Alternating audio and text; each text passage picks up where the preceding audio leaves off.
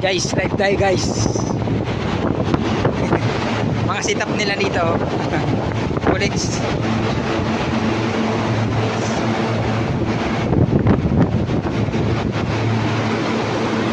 Ang refrigerant niyan ay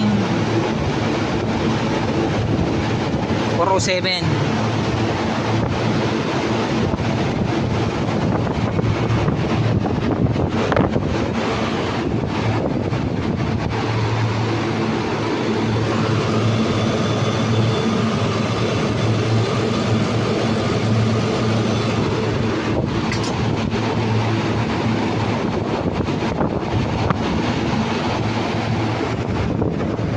Yung ginawa ko guys, hindi umandar to eh. Tapos tinroubleshoot ko, naging problema lang yun sa high side pressure.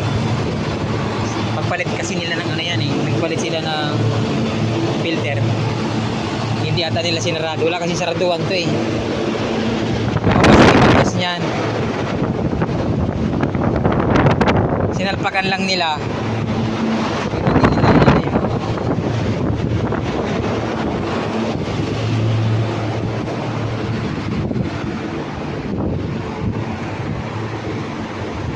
Puro aircon guys oh. Mga central to guys, central.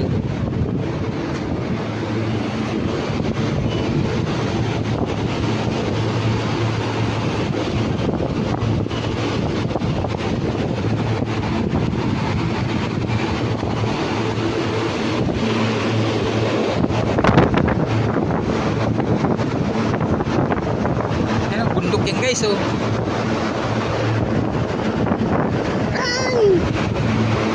Rolex siya, Rolex.